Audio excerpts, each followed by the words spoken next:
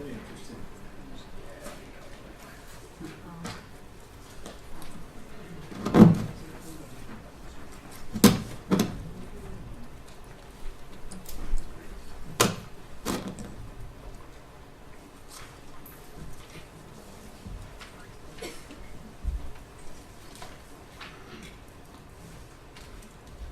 Would you call the roll, please? Trustee Cornell. Here. Trustee Miller. Here. Trustee Mulvaney. Here. Trustee Pierce. Here. Trustee Thomas. Here. Trustee Vree. Here. We have a quorum. Excellent. Trustee Vree, would you give us a recap of what went on at the Finance Committee? Sure. So at the Finance Committee, we went through basically two different topics. First being the village finances. And so when we look at the various funds for the village, we are basically on all of them on track, with the general fund being the most positive. And when we look at the general fund and the reasons for the positive balance today, and by positive balance I mean our general revenue over our expenses is better than expected. We are looking at the state of Illinois as having a lot of uncertainty, so we have pushed off various expenses where we can, capital expenditures, certain personnel costs, and we have also had benefit of better tax revenues than expected. So that's left us with a nice positive going into the later half of 2015. We are not sure that it will last through the end of the year, but for now, that's where we stand. The other funds, the water fund, water revenue is below what's been expected. It's a wet spring, so that's not a surprise. We look at this month, the last few months, as not being the high water months anyway, or the high water usage months anyway. So that's not a problem. The expenses have also been held down, so the balance is as expected. Garbage is as expected, and the remaining funds are also as expected. So far financially, we're in good shape. The second item that we talked about was the bond issuance that's coming. It's on schedule for us to issue it in the second half or middle of July, with the first issue being $5 million, and then delaying the second half of that $10 million that's been authorized until 2016. The reason for the two issuances is there's a time frame for getting those funds spent, and we have to spend them within a certain time frame, and we can't spend the full $10 million right away. So we're breaking it up into two tranches, spread out. When in the first $5 million spread out over a 20-year period, second $5 million same way. So we feel that we're approaching it in the right way, and everything's on schedule. Okay, thank you. I would mention in the Committee of the Whole this evening, we went over two additional subjects in addition to the financial matters. One of them is the review of the Cook County Hazard Mitigation Plan and the Village of Glencoe's Emergency Operations Protocol. We had a chance to learn more about those in preparation for the next month, when those matters will be most likely be put on the agenda to come before the board. We also had an initial discussion of possible revisions to the liquor code, so as to give some direction to staff and to begin helping them to think about what they want to put together to come back and recommend to the board to look at. That was really just the first portion of it, and that's a discussion that will continue next month, and so that staff has a better feel for what they should be looking at and coming back to recommend to the board as to revisions. That brings us to the consent agenda.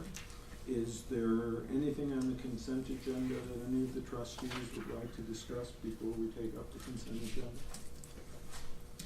The only thing I would add as a reminder to the board, we did add an agenda item on Tuesday this week, a consideration of a resolution authorizing a letter of understanding with IDOT regarding Sheridan Road improvements, and that was added to the consent agenda within the 48-hour window of the Open Meetings Act. If there are no further discussion, may I have a motion to adopt the consent agenda, please? Second? Would you call the roll, please? Trustee Cornell. Yes. Trustee Miller. Yes. Trustee Mulvaney. Yes. Trustee Pierce. Yes. Trustee Thomas. Yes. Trustee Vree. Yes.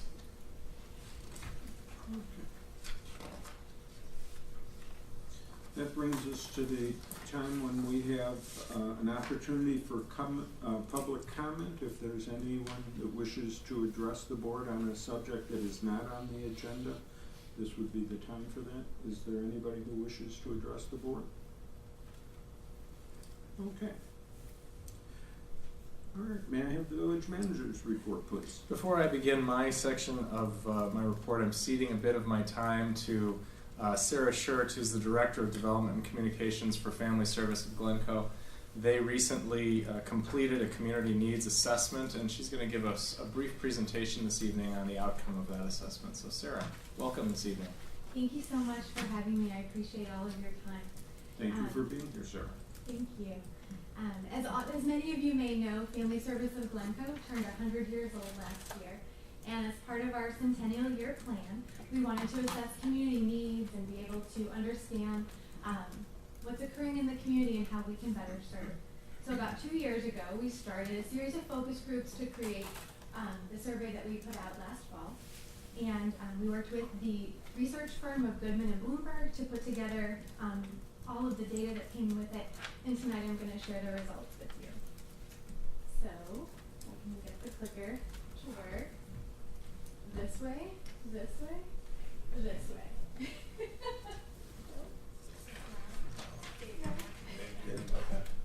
Oh, you got it? Okay. Thank you for helping. So we'll start with the study methodology. Go ahead. The survey purpose is to hear from a wide range of Glencoe residents in order to fulfill our mission at FSG of creating a stronger and healthier Glencoe, to learn about individual, family, and communities, social, emotional issues and needs, and then of course help us FSG plan for the future. We chose to do our survey as an online survey. We sent out postcards with a QR code to all of the Glencoe households, about 3,000, and we sent out 6 emails through the FSG distribution list, which is about 1,000 total, and we had the survey available for about 5 weeks in September and October of last year. We worked very hard on publicity to encourage folks to respond.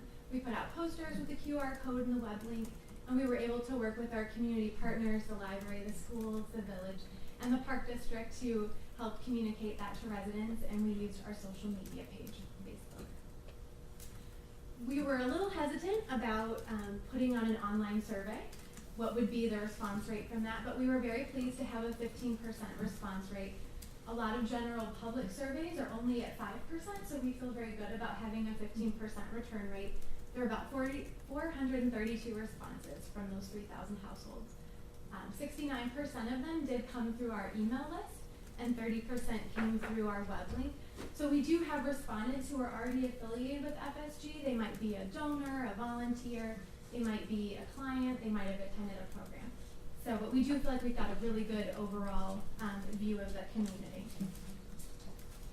The respondents reflect a variety of Glencoe households and residents. They ranged in age from 1 year to over 50 years as far as their length of living here. Household members ranged from youngest preschool all the way up to 95 years or older. And then the majority of our respondents were families, so at 80%, 3 people or more. But not all. 20% had 1 to 2 people in their household. And our data was about a stack 2 inches tall. So of course I can't present all of it here tonight, but we did try to pull out some interesting statistics for you.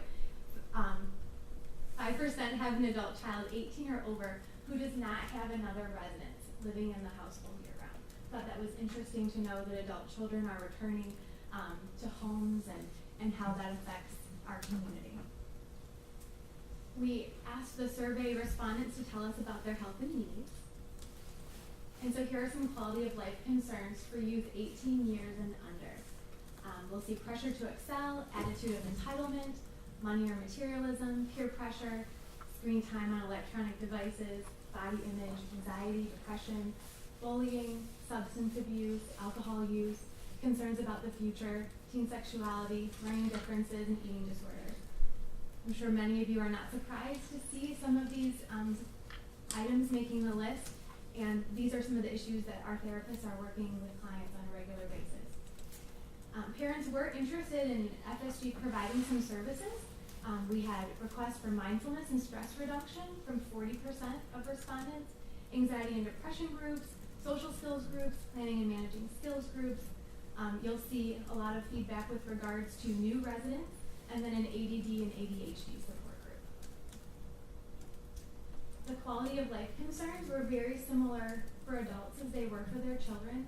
We see stress being high on the list, attitude of entitlement again, materialism, financial pressures, worrying about what other people think, again, electronic devices, gossip, body image, anxiety or depression, 51% care or support for the elderly, 41% housing options for seniors, eating disorders, again, substance abuse, care or support for adult children.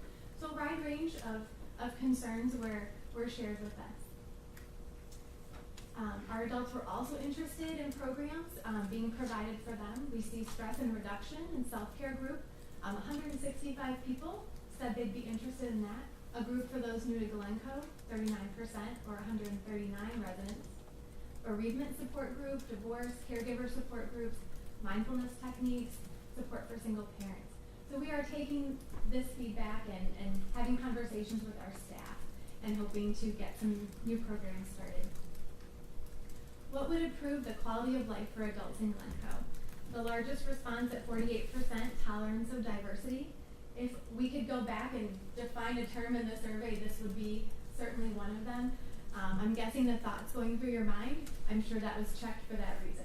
Such a broad topic, and we don't know 100% for sure what respondents, but we know there's probably a lot in there. Feeling of community, 46%. We see some senior concerns again, housing options at 40%, resources for the un- and underemployed at 38%, openness to newcomers, and health and wellness services. The survey reports reported that mental health needs are prevalent here in Glencoe. This is the percentage of surveyed households that had at least one person in the past 12 months struggle with anxiety or depression, 46%, sees a therapist or social worker at 42%, feels lonely or isolated, 36%. So some significant numbers here, things we can all work together on. The majority of respondents did feel that they had an adequate support system, so that's good. 70% of our residents felt that they had their needs being met in a support system. Some, however, did not. 15% don't feel that they have enough people to rely on when they need help, and 15% are neutral. 16% don't feel that they have people they can trust completely, and 15% are neutral. So again, some things that we can work on to help build connection and community. We also asked them to tell us a little bit about their household finances. 1% or 4 households, they can't make ends meet. 15% or 52 households, they're just managing. They're comfortable, have enough money at 41%. They have some extra money, 17%, well off, 26%. At Family Service of Glencoe, we see these needs come through our doors. 50% of our clients do receive services at a reduced rate. So we're aware of some of those issues and helping where we can. We asked them to tell us a little bit about how they would choose a therapist or a counselor. Again, I'm sure many of these are expected. Experience, convenient location, ease of scheduling, reputation, empathy, affordability, professional atmosphere, open-minded, training, insurance, non-judgmental. Main barriers to seeking treatment for emotional or mental health. 37% don't have enough time. Confidentiality, we hear this one frequently and you'll see it in the survey. 32% don't want family or friends to know, and 29% too expensive or can't afford it. They told us about their healthcare provider, with 70% having Blue Cross and Blue Shield as their main provider. This was very helpful to us at the agency because we were on the Blue Cross Blue Shield panel before, and we're working on getting back on that panel. Right now, when folks call, we do billing for them as an out-of-network provider, but it will be nice to be able to give the majority of our residents more access and a better cost for them. Barriers to FSG as a counseling provider. Again, we have some confidentiality. 38% don't want to run into people that they know. 35% are concerned about confidentiality. 28% don't know about the quality of our agency, and 20% don't really know what FSG does. So we have a little homework too. Here's a little more about the perceptions of our agency. 98% of all all of the survey respondents did know that we were here, and of those new to Glencoe, less than 5 years, 95% were familiar. So we are feeling good about getting to know our new residents. Support and use of FSG. Here you'll see in the first column those residents who've been here longer than 5 years and those who are new to Glencoe less than 5 years. And one of the biggest statistics on here for us was the number of new families that participated in our Family Fun Fest at 50%. So we're hoping that through our outreach they can connect to us and learn about our resources so that we can be there for them should they have a time of crisis. The survey also told us that 89% of respondents were satisfied with our services.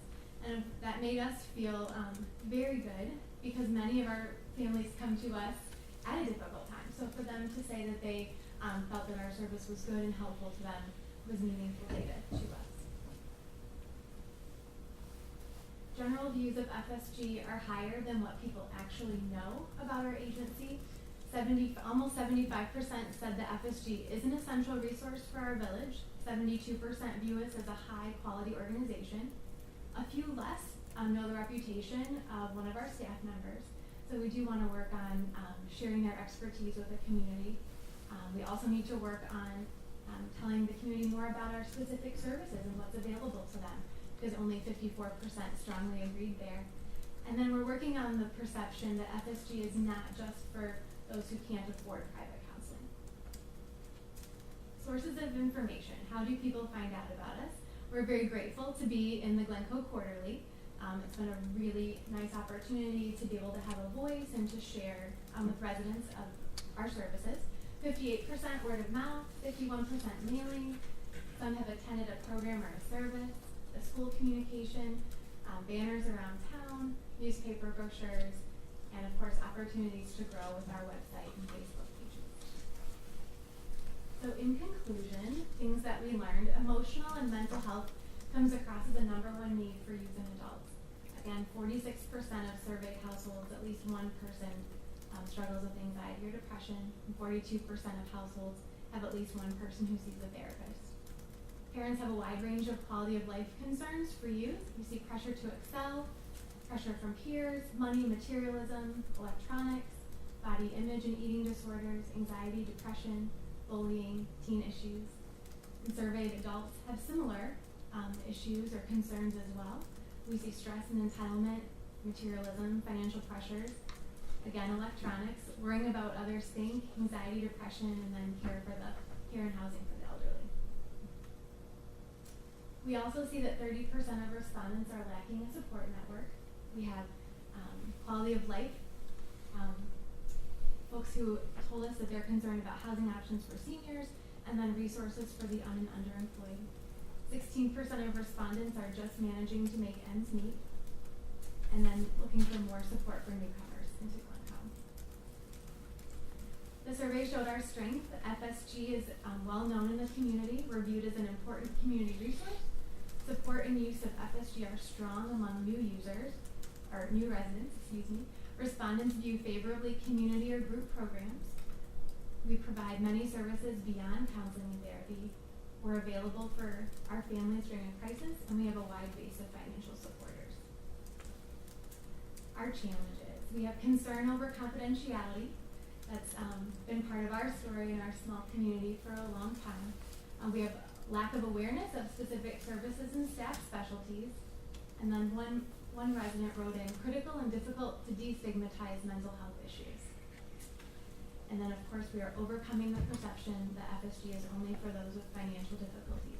While I said earlier that half of our clients receive services at a reduced rate, half of them are coming to us because of the reputation of our staff, and they're able to pay that full fee.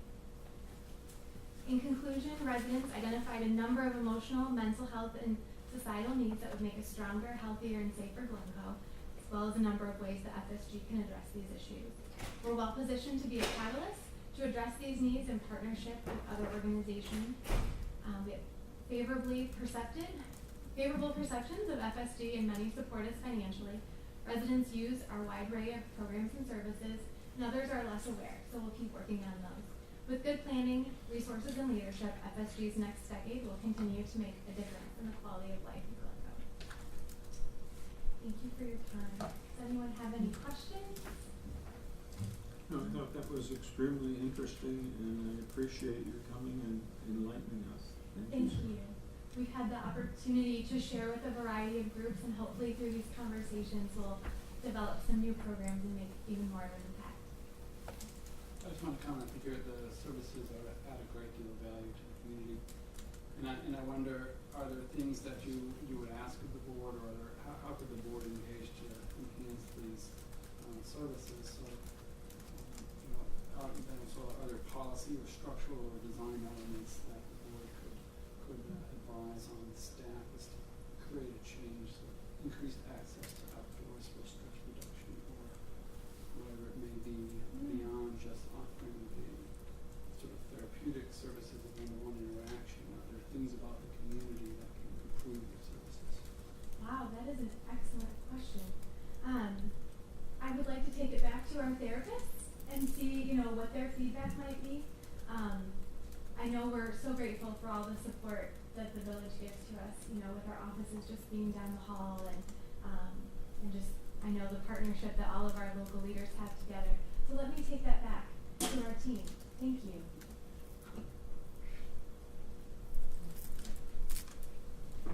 I would add one thing, that I know a new executive director will be starting soon for family service, which is great. And we have the chief appointed officials of all of the governmental agencies and the quasi-governmental agency, which we kind of look at FSG as, do have a standing meeting once a month where we meet and talk about kind of joint community issues and ways that we can partner. And so, Trustee Mulvaney, we will pick up that point that you brought up as a point of discussion among all of us, so that we can make sure that all of the community organizations are supporting one another, and most especially FSG. So we have a long history together. Public safety does a great deal of work with family service, and we're glad that you're here in our building. So It's an incredibly special partnership in the village, definitely. absolutely. Thank you. Thank you. And I'm sure Sarah hopes that you will be a strong member on the board for continuing the grants and things we do for family services as part of the integration into our governmental operations. Just to add a few more notes relative to the manager's report tonight. I wanted to mention Green Bay Road construction. It has gotten off to a bit of a slow start, and that has partially to do with the fact that we've had such a wet June thus far. They are scheduled to, they've had a couple of rain days here. They're scheduled to get back up to speed tomorrow. Concrete work is expected to resume on the new median just north of Park Avenue, and then they'll be following that up with spot curb replacements. And once that is all done, resurfacing will commence. So they are hoping in the next couple of weeks for that process to begin. We're still hoping end of July, early August for completion.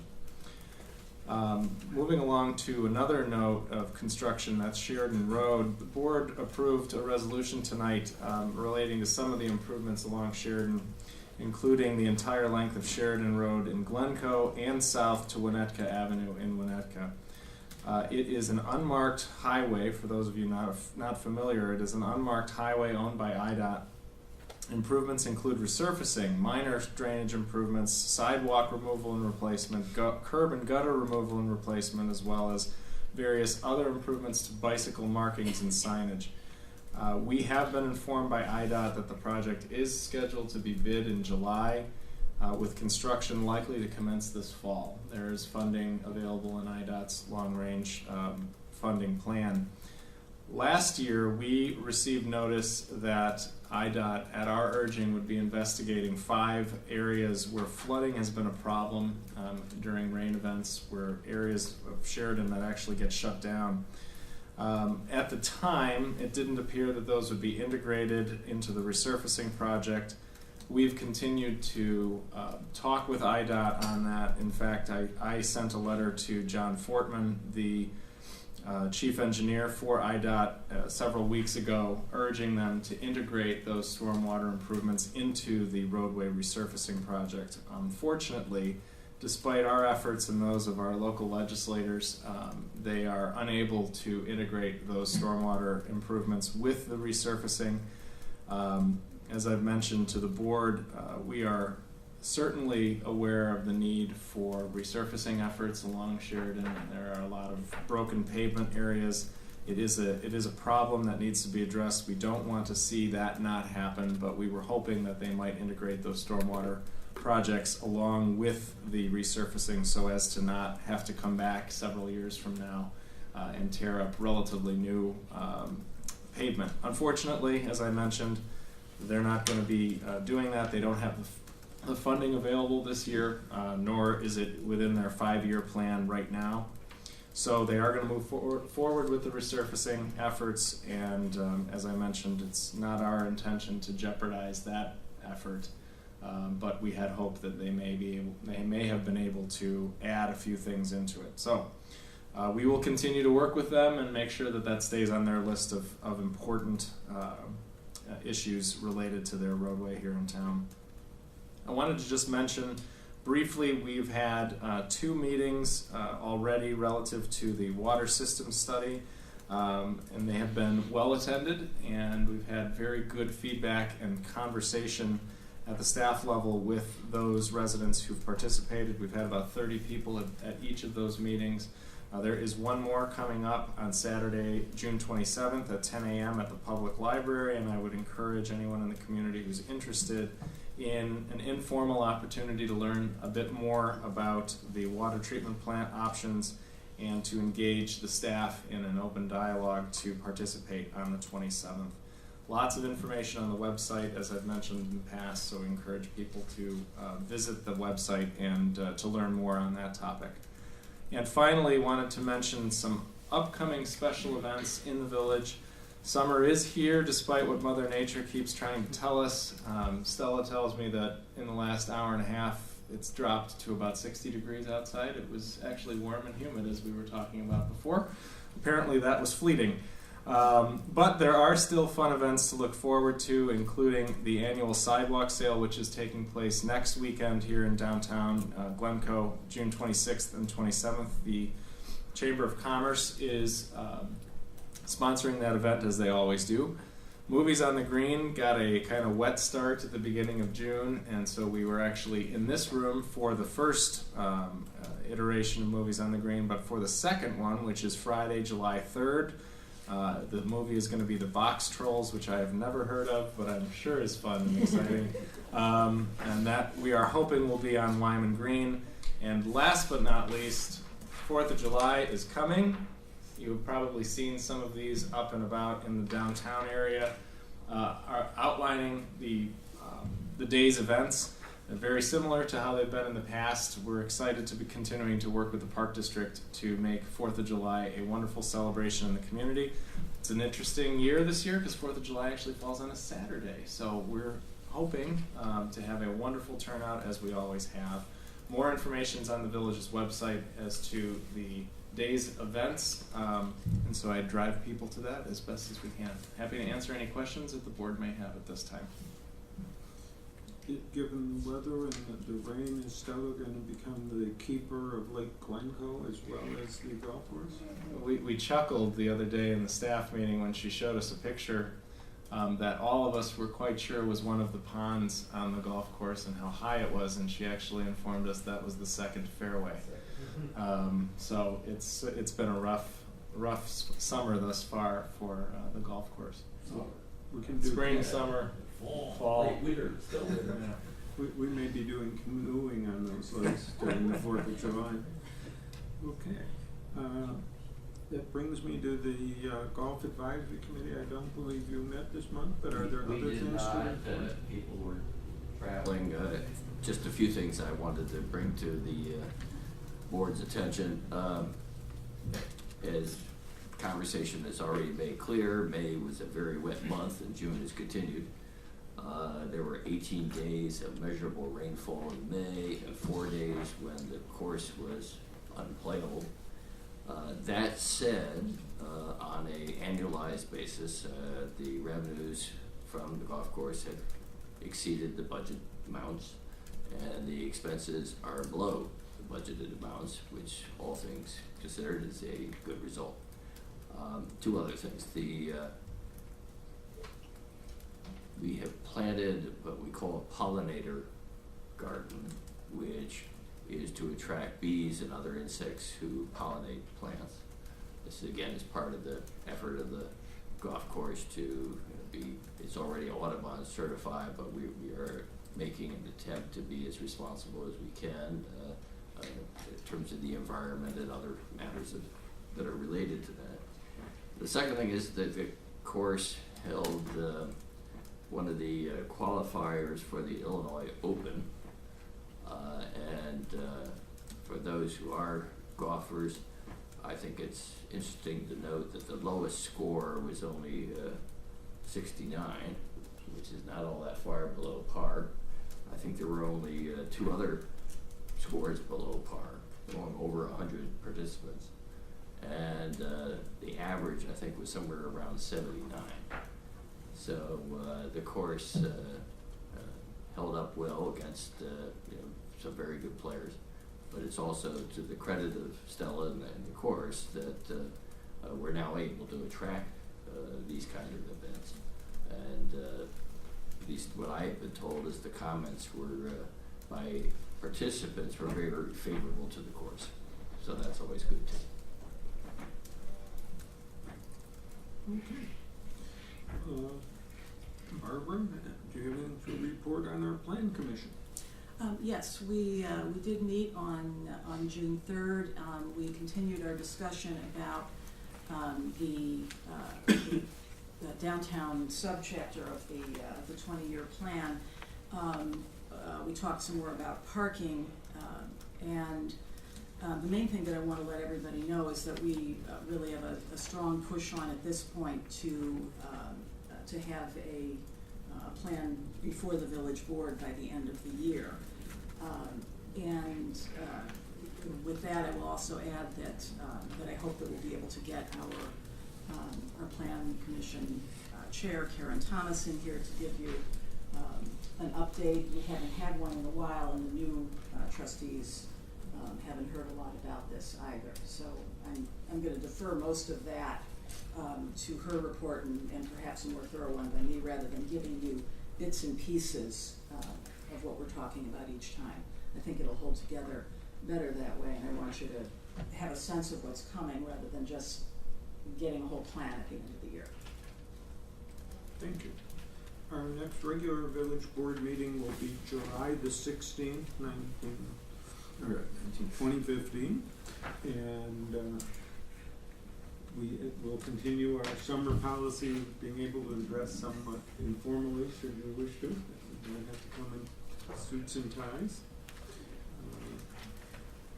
And of course, that will be our next committee of the whole meeting.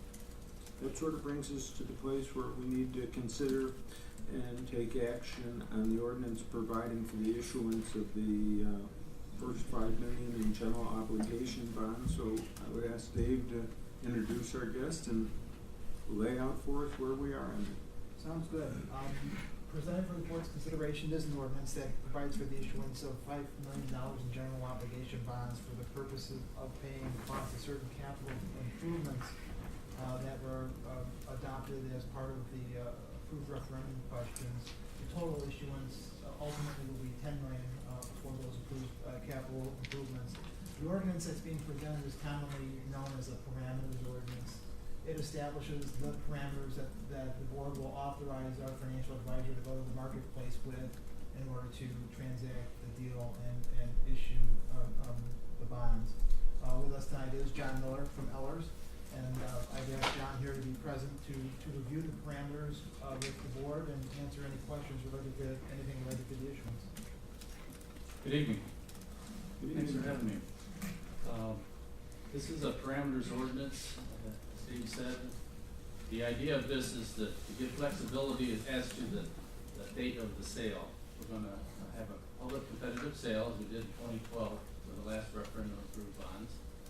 And we like to get the sale off of Monday or Tuesday, which are the most congested days for public sales, so this will be on a Wednesday.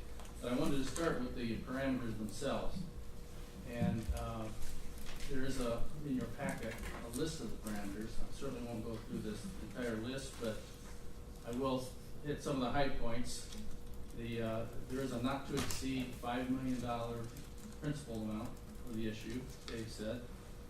There's a maximum interest rate, we said it actually at the referendum.